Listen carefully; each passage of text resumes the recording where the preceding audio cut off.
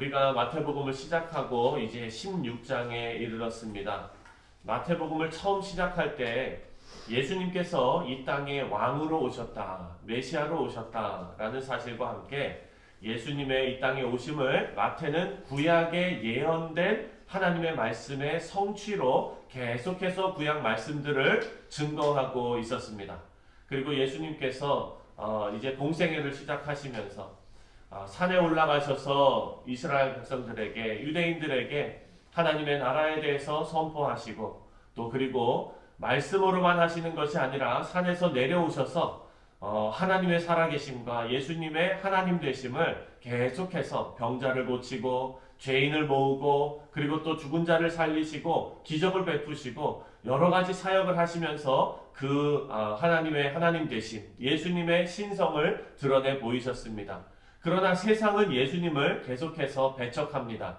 지금까지 말씀도 예수님을 세상이 계속해서 배척하는 그런 대립 구조가 계속해서 이어져 왔습니다.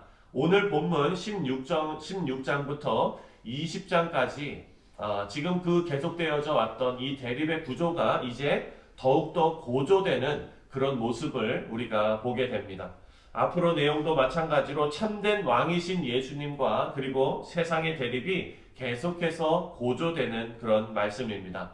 오늘 말씀에 가장 먼저 등장하는 두 그룹의 사람들이 있습니다. 바로 바리새파와 사두개파입니다. 바리새인들과 사두개인들이 제일 먼저 등장해서 예수님께 이렇게 말합니다. 예수님께서 메시아라면 하늘로부터 오는 표적을 보여주십시오. 그 표적을 한번 보이십시오. 이렇게 말합니다. 여러분, 바리새인들과 이 사두개인들이 예수님께서 정말 메시아인지를 궁금해해서 확인하고 싶었던 걸까요? 전혀 그렇지 않습니다.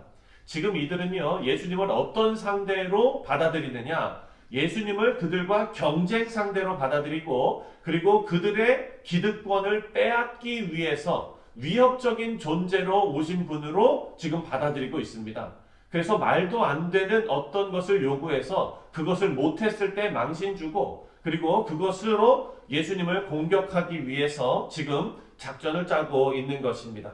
바리새인들과 사두개인들, 여러분 성경에서 많이 보셨죠? 이 두 파가 친합니까? 아니면 앙숙입니까? 이 두 파는 앙숙이에요. 이 두 파는 서로 친하지 않습니다. 서로 자신들이 믿고 있고 자신들이 추구하는 것이 달라요. 그럼에도 불구하고 예수님 한 분 공격하기 위해서는 어떻게 합니까? 똘똘 뭉칩니다. 이것이 바로 인간의 완악함이고 인간의 악함입니다. 여러분, 이것을 바리새인들과 사두개인들한테만 봅니까? 그렇지 않잖아요. 여러분, 지금까지 인생 살아오시면서 이런 일 얼마나 많이 겪으셨습니까? 둘이 앙숙인데 나를 공격하기 위해서 둘이 손잡잖아요. 그런 경우들이 있습니다. 이것이 바로 인간의 악함입니다. 예수님께서 이 바리새인들과 사두개인들이 표적을 보여달라라는 그 요구에 예수님께서 이렇게 대답하십니다. 2절부터 4절까지 말씀을 우리 다시 한 번만 함께 읽겠습니다. 2절부터 4절입니다. 시작. 예수께서 대답하여 이르시되 너희가 저녁에 하늘이 붉으면 날이 좋겠다 하고 아침에 하늘이 붉고 흐리면 오늘은 날이 굳겠다 하니 너희가 날씨는 분별할 줄 알면서 이 시대의 표적은 분별할 수 없느냐? 악하고 음란한 세대가 표적을 구하나 요나의 표적밖에는 보여줄 표적이 없느니라 하시고 그들을 떠나 가시니라. 아멘. 사랑하는 성도님들, 사실 이들이 영의 눈이 열려 있었다면 바리새인들과 사두개인들이 지금 무엇을 보고 있는 겁니까? 그렇죠. 진짜 표적을 보고 있는 거예요. 그럼에도 불구하고 영의 눈이 닫혀 있습니다. 그래서 예수님을 보고도 그 시대에 하나님께서 보내신 하나님의 아들, 그 분명한 표적을 볼 수 없었던 것입니다. 사랑하는 성도님들, 그래서 예수님께서는요, 이들에게 뭐라고 얘기하셨냐면은 악하고 음란한 세대가 표적을 구하나 요나의 표적밖에는 보여줄 표적이 없느니라 라고 말씀하시고 떠나셨습니다. 요나의 표적은 무엇을 상징하는 겁니까? 여러분들께서 다 잘 아시는 대로 요나가 고래 뱃속에 들어갔다가 다시 나오지 않았습니까? 예수님도 마찬가지로 십자가에 달려 돌아가셨다가 다시 부활하셨습니다. 그것이 바로 분명한 표적이고 메시아인 증거입니다. 사랑하는 성도님들, 바리새인들과 사두개인들이 요구한 것처럼 사람들은요, 믿음을 위해서 표적을 찾는 경우가 있다는 것입니다. 하나님, 정말 이것만 해결해 주시면 제가 하나님 살아계신다는 거 분명하게 믿겠습니다. 하나님 이것만 해주시면, 하나님 이것만 보여주시면, 이렇게 생각하고 말하고 하나님 앞에 딜을 하는 그런 성도들이 있다는 거예요. 하지만 이것은 잘못된 것입니다. 표적이 믿음을 갖게 하는 것이 아니라 믿음이 표적을 볼 수 있는 영적 눈을 열어주는 것입니다. 예수님께서 그 자리에 표적을 보여주셨어도, 하늘이 열리는 표적을 보여주셨어도 바리새인들과 사두개인들은 결코 올바른 믿음을 가지지 못했을 것입니다. 믿음이 없는 사람들은 아무리 분명한 표적이 그 앞에 나타난다고 해도 의심하고 믿지 못합니다. 그 이유는요, 우리 앞에 놓여져 있는 하나님의 말씀이 믿음이 있는 여러분과 같은 이런 성도님들에게는 살아계신 하나님의 말씀으로 우리에게 생명이 되고 바르게 하시는 말씀으로 받아들여지지만, 믿지 않는 사람들에게는 아무런 의미가 없는 그런 말씀, 그런 책으로 여겨지기 때문입니다. 사랑하는 성도님들, 그래서 우리는요, 믿어진다는 것이 은혜인 줄 아셔야 됩니다.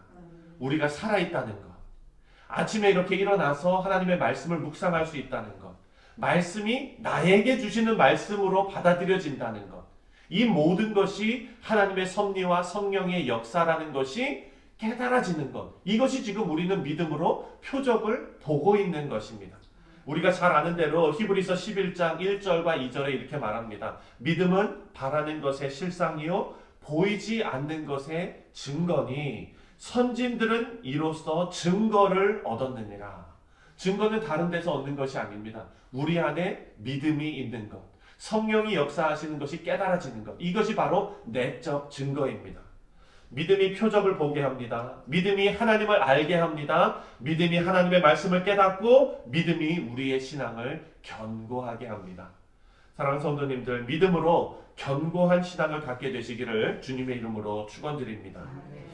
예수님께서 바리새인들과 사두개인들의 누룩을 주의하라라고 우리 제자들에게 말씀하셨습니다. 여러분, 성경에서 누룩 그리고 과즙, 이것은 무엇을 상징합니까?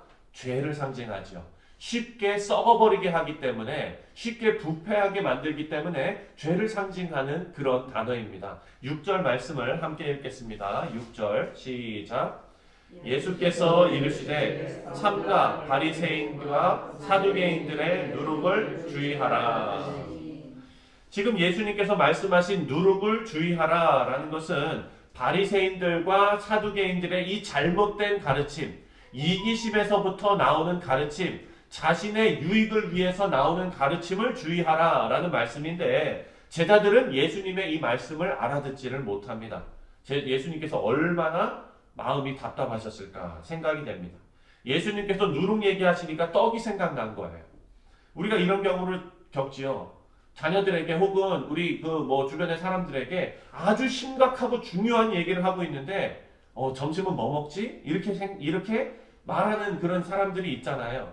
7절을 읽으면 똑같이 그런 상황입니다. 7절을 다 같이 읽겠습니다. 시작. 제자들이 서로 논의하여 이르되 우리가 떡을 가져오지 아니하였다 하거늘. 예수님께서 누룩을 조심해라 라고 아주 심각하게 말씀하시니 제자들이 맞다, 떡 안 갖고 왔다. 여러분, 이러시면 안 된다는 거예요. 난감한 상황이에요. 얼마나 난감한 상황입니까? 네. 우리가 여기서 알 수 있는 거는요, 인간의 연약한 모습은 바로 우리가 가지고 있는 관심이 우리의 믿음을 말해준다라는 것이죠. 우리가 무엇에 더 관심을 두느냐, 그것이 바로 우리의 믿음이 어디 있느냐를 보여준다는 것입니다. 우리의 관심이 무엇인지 확인해 보시는 그런 귀한 말씀으로 받으시기를 바랍니다. 우리 제자들은요, 다 이랬습니다. 지금 예수님께서 바리새인의 누룩, 사두개인들의 누룩, 잘못된 가르침을 주의하라 라고 말씀하셨는데 제자들은 아직도 이들은 지금 자신들이 먹고 사는 문제, 그 문제에 더 관심이 있었던 것 같습니다. 그리고 제자들은요, 그런 누룩이라는 단어가 들리자마자 자기들이 관심이 있었던 부분이 벌써 마음에 확 가득 차게 된 것입니다. 여러분, 우리 성도들의 관심은 하늘나라, 하늘의 것, 하나님의 뜻이 되어야 될 줄 믿습니다. 그 일 이후에 이제 제자들에게 예수님께서 물어보십니다. 세상에 대한 반응이 어떠냐? 세상이 예수님에 대한 반응이 뭐라고 하느냐라고 물어보시는데 13절 말씀입니다. 13절 시작. 예수께서 빌립보 가이사랴 지방에 이르러 제자들에게 물어 이르시되 사람들이 인자가 누구라 하느냐. 예수님 지금 이렇게 물어보시거든요. 여러분, 이것은 예수님께서 본인의 인기가 이 지방에서 얼마나 있는가 궁금하셔서 그렇게 한 것이 아니라는 거 잘 아십니다. 사람은 그렇게 해요. 연예인들은요, 아침에 일어나자마자 자기 이름을 검색창에다 이렇게 친대요. 그래서 자신과 관련된 기사가 어떤 기사가 났는가를 쭉 확인한다는 거예요. 그게 지금 자신의 인기의 척도이기 때문에. 지금 예수님께서 예수님의 인기가 궁금해서 이렇게 제자들에게 물어본 걸까요? 아닙니다. 그것이 아니라 예수님께서는요, 지금 사람들의 반응이 어떻다는 거 뻔히 잘 알고 계십니다. 예수님께서 다 알고 계십니다. 하지만 이렇게 질문하신 것은 그 다음 질문을 위한 준비 질문입니다. 15절과 16절 읽겠습니다. 15절, 16절 시작. 이르시되 너희는 나를 누구라 하느냐? 시몬 베드로가 대답하여 이르되 주는 그리스도시요 살아계신 하나님의 아들이시니이다. 아멘. 아멘. 예수님께서 이렇게 세상 사람들이 나를 누구라 하느냐라고 물어본 것은요, 지금 두 번째 질문, 너희가 지금 나를 따르고 있는데, 나의 제자들이라고 지금 따르고 있는데 너희는 내가 누군 줄 알고 따르고 있느냐라고 물어본 거예요. 그랬더니 시몬 베드로가 100점짜리 대답을 하죠. 주는 그리스도시요 살아계신 하나님의 아들이시니이다. 이것은 베드로의 개인적인 신앙의 고백입니다. 여러분, 예수님께서는 우리 모두가 주님 앞에 아름다운 신앙의 고백을 하기를 원하십니다. 그런데 여러분, 이 고백은요, 개인적인 고백이라는 거예요. 세상 사람들이 혹은 우리 교회가 공동적으로 우르르 그냥 하나님 앞에 고백하는 신앙의 고백이 아니라 하나님께서 개인적으로 물어보시는 겁니다. 여러분들 개인적으로 한 사람 한 사람, 차석희 목사야, 너는 나를 누구라 하느냐? 너는 나를 누구로 믿고 지금 그 일을 하고 있느냐? 개인적인 신앙의 고백입니다. 분위기에 휩쓸릴 수 없는 일입니다. 시몬 베드로가 대답하여 이르되 주는 그리스도시요 살아계신 하나님의 아들이시니이다. 우리는요, 이 베드로의 고백 이후에 오는 예수님의 반응을 잘 살펴야 합니다. 예수님께서 17절에 이렇게 말씀하십니다. 17절 시작. 예수께서 대답하여 이르시되 바요나 시몬아 내가 복이 있도다. 이를 내게 알게 한 이는 혈육이 아니요 하늘에 계신 내 아버지시니라. 아멘. 예수님께서 베드로에게 너희의 믿음은 내가 지금 표적을 봐서도 아니고 내가 능력이 있어서도 아니고 내 지식이 뛰어나서도 아니고 인품이 훌륭해서도 아니다. 내가 이 세상에 오신 하나님의 표적이신 예수님을 볼 수 있었던 것은 바로 너의 믿음을 있게 하신 하나님 때문이다 라는 거예요. 예수님께서 이 말씀을 제자들에게 하고 싶으셨던 겁니다. 사랑하는 성도님들, 우리도 마찬가지입니다. 우리는 성령께서 우리를 찾아오신 것에 대해서 너무나 쉽게 생각하면 안 됩니다. 이것은 우리에게 생명을 주시기 위해서 창세전부터 계획하시고 하나님의 위대한 역사의 그 사역이 여러분의 삶 가운데 현실로 드러나게 된 사건입니다. 오늘 말씀을 통해서 우리를 찾아오신 그리고 우리를 교회로 삼으신 하나님의 놀라운 역사와 섭리와 사랑에 믿음으로 반응하시는 우리 사랑하는 성도님들 다 되시기를 주님의 이름으로 축원드립니다. 그 믿음 위에 하나님께서 하나님의 교회를 세워 가실 줄 믿습니다. 우리 다 같이 기도하시겠습니다.